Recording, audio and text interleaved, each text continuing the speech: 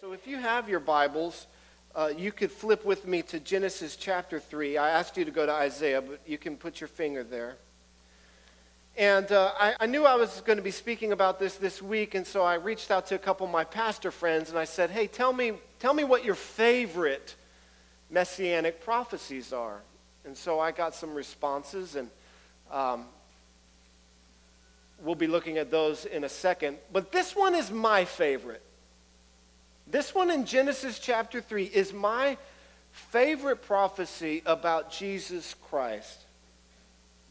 And let's read it. Genesis 3, verse 15. God is speaking, and he's speaking to Satan, who had tempted Adam and Eve in the garden, and they had fallen into sin. And so God is putting a curse on Satan, and in the middle of that curse, he foretells the work of the cross. And he says, I will put enmity between you and the woman. That means that they will be against each other. And between your offspring and hers, he will crush your head, and you will strike his heel. You see, God had created the world perfect. The world, if you can even imagine the world without war, without sickness, without illness, without disease, without greed, without poverty, without death. That's the world that God created. And he created humanity to be in perfect fellowship and relationship with him and with each other. And we see that world on display in Genesis chapter 1 and Genesis chapter 2. The very beginning, and this is how God created the world, and this is how God intended the world to be. But Satan entered the garden disguised as a serpent. And he tempted Adam and he tempted Eve, and they sinned. They chose to follow Satan. And because of that, all of humanity is born under sin.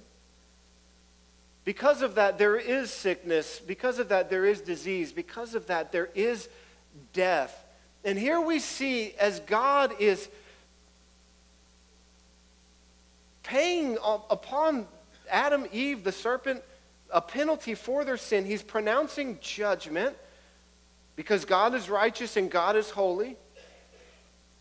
But yet in the middle of his judgment, he gives hope.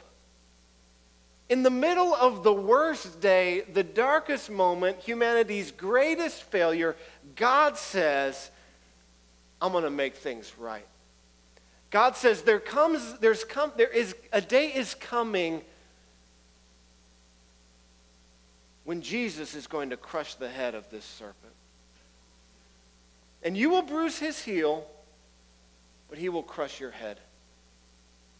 At the very moment where God put humanity under this curse because of sin, he's providing a way of redemption. Because that's who God is. God is the Redeemer. And so I don't know what needs redeeming in your life today, but I do know this: God is the one who can do it. God is the Redeemer. I don't know if it's your finances are a total mess, if your career is off track, if your marriage is in the tank. I don't know what needs redeeming in your life, but I do know that there's only one person who can do it, and that's God. And he's the one who will do it if you trust in him. God is the Redeemer. From the very beginning, God is seeking to redeem mankind.